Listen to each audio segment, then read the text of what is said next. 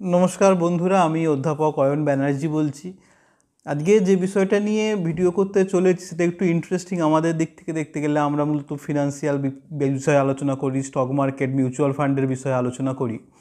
তো কিন্তু বিভিন্ন জিওপলিটিক্যাল ইভেন্টে স্টক মার্কেটের ওপর একটা প্রভাব থাকে। যেমন রাশিয়া ইউক্রেন ওয়ারের একটা স্টক মার্কেটের ওপর প্রভাব রয়েছে, আমরা দেখতে পেয়েছি। যেমন মিডল ইস্ট যে ক্রাইসিস রয়েছে, ইসরায়েলের সঙ্গে প্যালেস্টাইন এবং বিভিন্ন দেশের যুদ্ধ, তার একটা স্টক মার্কেটের ওপর প্রভাব পড়েছে আমরা দেখতে পেয়েছি। যখন ওয়ার্ল্ড ওয়ারগুলো হয়েছিল তখন তারও স্টক মার্কেটের ওপর বিভিন্ন ধরনের বড় বড় প্রভাব পড়েছিল সেই সময়। তো এখন এটা একটা খুব ইন্টারেস্টিং ব্যাপার, যা কখনো ভাবিও নি যে ভারত এবং বাংলাদেশ ভারতের পূর্বের একটি প্রতিবেশী দেশ। তো তাদের মধ্যে নাকি যুদ্ধের সম্ভাবনা, এবং সেগুলো নিয়ে চারদিকে খুব শোনা যাচ্ছে। বিভিন্ন মিডিয়াতে দেখতে পাচ্ছেন, প্রিন্ট মিডিয়া হোক, বিভিন্ন ইলেকট্রনিক্স টেলিভিশন মিডিয়া হোক, তারা আলোচনা করছে। সেটা দুই দেশের দিক থেকেই বিভিন্ন ধরনের আলোচনা হচ্ছে, যুদ্ধ হবে, যুদ্ধ হতে পারে ইত্যাদি আলোচনা হচ্ছে। কি ঠিক কি ভুল সেটা বলা মুশকিল। অনেকেই মনে করছেন হয়তো ট্রাম্প আমেরিকা রাষ্ট্রপতি পদে বসার পর হয়তো ভারত বাংলাদেশ যুদ্ধ হতে পারে, ভারত বাংলাদেশ আক্রমণ করতে পারে ইত্যাদি ইত্যাদি। আপনারা দেখেছেন যে বাংলাদেশের সেনাপ্রধান, প্রাক্তন ইত্যাদি, তারা সব বলে হচ্ছে যে কলকাতা, তারা যদি ভারত আক্রমণ করে কলকাতা 3-4 দিনের মধ্যে দখল করে নেবে। জানি না, হয়তো দিল্লি মুম্বাইও দখল করে নেবে। সেটা কতটা কি হতে পারে, সেটা ইন্ডিয়ান মিলিটারি পাওয়ার, বাংলাদেশ মিলিটারি পাওয়ার, তার সঙ্গে তুলনা করে আপনারা কমেন্ট করবেন যে যুদ্ধের ক্ষেত্রে যদি যুদ্ধ হয়েও তাহলেও কি হতে পারে, যুদ্ধের ফলাফল, গতি, প্রকৃতি, সেটা বলবেন। আমরা যারা কলকাতায় থাকি বা কলকাতার আশেপাশে পশ্চিমবঙ্গের বিভিন্ন অংশের থাকি, যারা বাংলাদেশের ইমিডিয়েট নেইবার, তাদের ক্ষেত্রে কি হতে পারে। অনেক সময় আমরা যুদ্ধ দেখি, কিন্তু অনেক ক্ষেত্রেই যুদ্ধ হয় পাকিস্তানের সঙ্গে, যেটা আমাদের থেকে অনেকটা দূরে, ওয়েস্টার্ন ফ্রন্টিয়ারে হয়। হ্যাঁ, চায়নার সঙ্গে ঝামেলা দেখি, সেটা নর্থ ইস্টার্ন ফ্রন্টিয়ারে হয়। কিন্তু প্রথমবার ভারত, মানে সেই 1971-এর পর, 1971-এর আগে তো পাকিস্তানই ছিল, বাংলাদেশ পূর্ব পাকিস্তান বলা হতো। তো সেই সময়ে যুদ্ধ হয়েছিল, কিন্তু ভারত বাংলাদেশ সেই যুদ্ধ, সেই ইস্টার্ন ফ্রন্টিয়ারে যুদ্ধের কথা আবার উঠছে ইত্যাদি শোনা যাচ্ছে। তো যাই হোক, আমরা যারা স্টক মার্কেটের সঙ্গে যুক্ত তারা তো বিভিন্ন ঘটনাকে প্রেডিক্ট করার চেষ্টা করি এবং সেইভাবে এগোই। আমরা কেউ অ্যাস্ট্রোলজার নয়, যুদ্ধ সত্যি হবে কি না, তার কী প্রভাব হবে, কতটা স্থায়ী হবে, আমরা কেউ জানি না।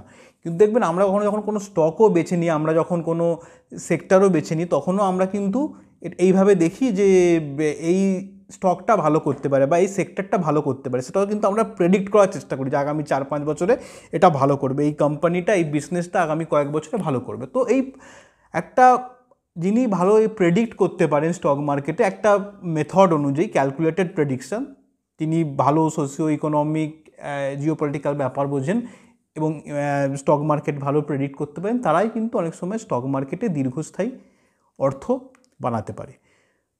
তো যদি সত্যি ভারত বাংলাদেশ যুদ্ধ বাদে এমনিতে মিলিটারি পাওয়ারের দিক থেকে আপনারা জানেন দুটো দেশের কোনো তুলনা হয় না, কিন্তু যদি বাংলাদেশের সঙ্গে কোনো দেশ জয়েন করে, সেটা পাকিস্তান হোক বা যেই হোক, তখন একটা যুদ্ধ বড় আকারে হতে পারে। সেটা কি হবে, কি হতে পারে, আমরা কেউ জানি না। কিন্তু যদি সত্যিই যুদ্ধ হয়, তাহলে স্টক মার্কেটের ক্ষেত্রে কি প্রভাব পড়তে পারে। দেখুন, শেয়ার মার্কেট ক্ষেত্রে যুদ্ধ হলে কি হয়, যুদ্ধ হলে জিনিসপত্রের দাম বৃদ্ধি পায়, হ্যাঁ, ইনফ্লেশন বৃদ্ধি পায়, ফলে মানুষের যেটা পারচেসিং পাওয়ার সেটা কমে যায়। ফলে সাধারণত যুদ্ধ অর্থনীতির পক্ষে ভালো হয় না, এবং তার প্রভাব একটা কিন্তু স্টক মার্কেট বা শেয়ার মার্কেটেও পড়তে পারে। একটা ইকোনমিক যে গ্রোথ, সেটা স্লো ডাউন কিন্তু করে যুদ্ধের ফলে, এটা একটা নর্মাল প্রভাব। কিন্তু কোন কোন সেক্টর এতে বেনিফিটেড হতে পারে, কোন কোন টাইপের স্টক এতে বেনিফিটেড হতে পারে, যে না বাকিগুলো তো, যে কোনো ব্যাপারই, যা কিছু জিনিস হোক, যত ভালোই হোক যত খারাপ হোক, প্রত্যেকটা জিনিসেরই কিছু পজিটিভ পয়েন্টস থাকে, কিছু নেগেটিভ পয়েন্টস থাকে। তো সত্যিই যদি যুদ্ধ হয় ভারত বাংলাদেশের, এবং সেটা যদি কোনো বড় আকার ধারণ করে, যদি কোনো বড় দেশ বাংলাদেশের সঙ্গে জয়েন করে বা ভারতের সঙ্গে কেউ জয়েন করে, আমি জানি না কী হবে কি না হবে, সেটা কেউ বলতে পারে না। তখন যুদ্ধ যদি বড় আকারের ধারণ করে, যদি অনেক দিন ধরে চলে, তখন ইন্ডিয়ান স্টক মার্কেটের ক্ষেত্রে কী প্রভাব পড়তে পারে, আর ভারতবর্ষের বিভিন্ন শেয়ারের ক্ষেত্রে কী প্রভাব পড়তে পারে। তো এটা নিয়ে যদি আলোচনা করা যায় তাহলে দেখুন, স্বাভাবিকভাবেই যুদ্ধ যখন হবে সেখানে ডিফেন্সের একটা বড় ভূমিকা থাকবে। ডিফেন্স সেক্টর, হ্যাঁ, ডিফেন্স সেক্টর এমনিতেই লাস্ট 2-3 বছর খুব ভালো, কিন্তু যারা ডিফেন্স সেক্টরে বিনিয়োগ করেছিলেন বিভিন্ন শেয়ারে, তারা লাস্ট 2-3 বছর খুব ভালো প্রফিট করেছেন। যারা আমার চ্যানেল ফলো করেন তারা জানেন যে আমি প্রায় 2 বছর আগে 10টা সেক্টর আইডেন্টিফাই করেছিলাম যে এই 10টা সেক্টর হয়তো আগামী 5-10 বছরে ভালো রিটার্ন দেবে, এবং সবকটি সেক্টরে যেগুলো আমি আইডেন্টিফাই করেছিলাম সেগুলো অত্যন্ত ভালো রিটার্ন দিয়েছে, বিগত কয়েক বছর ধরে দিয়েছে, আশা করি ভবিষ্যতেও দেবে। তার মধ্যে ডিফেন্সও কিন্তু ছিল। এবং আরেকটাও জিনিসও আপনারা জানেন, এই যে রিসেন্ট মার্কেট কারেকশান হলো বিগত 2 মাস ধরে আমরা দেখতে পাচ্ছি, তাতে কিন্তু ডিফেন্স সেক্টরের স্টকগুলোই সবথেকে বেশি বিটেন ডাউন কাউন্টার। সবথেকে বেশি যে স্টকগুলি প্রাইস কারেক্ট হয়েছে সেগুলো কিন্তু ডিফেন্স সেক্টরের স্টকগুলি। তো এটা নিয়ে অনেকে উদ্বিগ্ন ছিলেন। আমি কিন্তু মোটামুটি 1 মাস মতো আগে একটি ভিডিও বানিয়েছিলাম যে বিভিন্ন ডিফেন্স সেক্টরের কোম্পানিগুলি 40-50% ডাউন, কী করা উচিত। অনেকেই খুব ভয় পাচ্ছিলেন। তারা ভিডিওটা যারা দেখেছেন তারা জানেন যে আমি বলেছিলাম যে ভয় পাওয়ার জায়গা খুব একটা কিছু নেই, কারণ ফান্ডামেন্টালি কিছু সমস্যা হয়নি। ডিফেন্স স্টকগুলো 5 টাইমস 10 টাইমস বেড়েছে, তাই 40-50% কারেক্ট করেছে, কিন্তু ফান্ডামেন্টালি ডিফেন্স সেক্টরের সঙ্গে কিন্তু ডিফেন্স সেক্টরে কোনো সমস্যা নেই। আমি অর্ডার বুক বা অন্যান্য ব্যাপার, এক্সিকিউশন, আত্মনির্ভর ভারত, ভারতের ডিফেন্স এক্সপোর্ট কিরাম বৃদ্ধি পাচ্ছে প্রভৃতি তথ্যর সঙ্গে দেখিয়েছিলাম। তারা এই ভিডিওটি দেখতে পারে, তারা দেখলে জানবেন। এবং আমি 1 মাস আগে যখন এই ভিডিওটি বানিয়েছিলাম, যখন লোকে বলছিলেন ডিফেন্স শেয়ার সব বেচে দিন, আমি এই ভিডিওটি বানিয়েছিলাম 1 মাস আগে। তারপরে কিন্তু ডিফেন্স শেয়ারগুলি প্রায় 25-30% রান আপ দিয়েছে এই ভিডিওটি বানানোর পর থেকে। তো সেটা সেই সময় প্রাইস যেগুলো আছে আমি দেখিয়েছি, সেগুলোর সঙ্গে বর্তমান প্রাইস তুলনা করলে আপনারা বুঝতে পারবেন। তো যদি সত্যিই যুদ্ধ হয় তাহলে কিন্তু অবশ্যই সবথেকে বেশি বেনিফিটেড হবে ভারতবর্ষের ডিফেন্স শেয়ারগুলি। তো ডিফেন্স শেয়ার বলতে বুঝতেই পারছেন যে ভারতবর্ষের যেটা আপনাদের হচ্ছে এয়ারফোর্সের সঙ্গে যুক্ত যে মেন ডিফেন্স শেয়ার, সেটা হচ্ছে হ্যাল, হিন্দুস্তান এরোনটিক্স। ভারতবর্ষের মানে এই ক্ষেত্রে ফাইটার প্লেন ইত্যাদি বানানোর ক্ষেত্রে ভারতবর্ষের প্রায় একটা মনোপলি কোম্পানি। এছাড়া ধরুন যেগুলো রয়েছে বিইএল রয়েছে, ভারত ইলেকট্রনিক্স, বিডিএল রয়েছে, ভারত ডায়নামিক্স, এই কোম্পানিগুলো বেনিফিটেড হবে। এবং যেহেতু বাংলাদেশের দক্ষিণ দিকে যদি দেখেন পুরোটাই বঙ্গোপসাগর, তো অনেকটা সামুদ্রিক অঞ্চল বাংলাদেশের দক্ষিণে এবং দক্ষিণ পূর্ব দিকে রয়েছে। তো তার ফলে ভারতবর্ষের যেগুলো আপনার হচ্ছে যেগুলো শিপ বিল্ডিং, যেগুলো ওয়ারশিপ তৈরি করে, তারাও কিন্তু বেনিফিটেড হবে।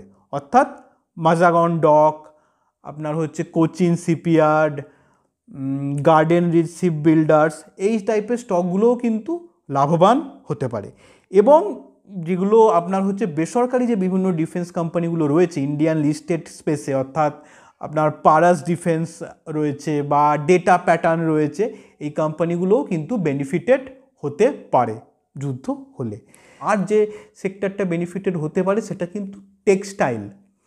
কারণ টেক্সটাইল আপনারা জানবেন যে বাংলাদেশে টেক্সটাইল ইন্ডাস্ট্রি উন্নত, এবং সেখানে যদি ভারত বাংলাদেশ যুদ্ধ ইত্যাদি হয় তো ওখান থেকে এখানে টেক্সটাইল ইম্পোর্টে একটা বাধা আসতে পারে। সেখানে ভারতবর্ষের বিভিন্ন টেক্সটাইল কোম্পানিগুলোর ডিমান্ড আরও বৃদ্ধি পেতে পারে।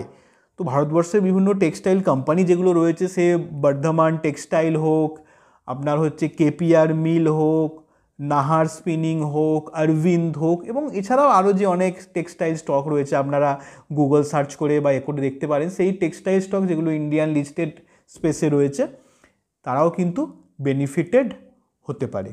তো এই ক্ষেত্রে এই দুটো জিনিস যদি সত্যি যুদ্ধ হয় ভারত বাংলাদেশের মধ্যে, এবং তা জানি না বড় আকার ধারণ করবে কি না, সেটা অর্থনীতি এবং জিডিপি ইত্যাদির ক্ষেত্রে খুব বেশি পজিটিভ সবসময় হয় না, নেগেটিভ হওয়ার চান্সই বেশি। কিন্তু তা সত্ত্বেও আমার মনে হয় ডিফেন্স সেক্টর এবং টেক্সটাইল সেক্টরের ক্ষেত্রে একটা পজিটিভ জিনিস হতে পারে, এবং তার শেয়ারগুলি কিন্তু ভালো রকম বাড়তে পারে বলে আমি মনে করছি। দেখুন, এই ভিডিওতে কোনো ধরনের আমরা যুদ্ধ প্রমোট করছি না, কোনো রকমের জিঙ্গোইজম প্রমোট করা হচ্ছে না, কিন্তু আমরা স্টক মার্কেটের সঙ্গে যারা যুক্ত তারা হচ্ছে বাস্তব ঘটনাটাকে দেখে তার অর্থনীতি ইম্প্যাক্ট কী হতে পারে, শেয়ার মার্কেটে ইম্প্যাক্ট কী হতে পারে সেটা বোঝার চেষ্টা করি।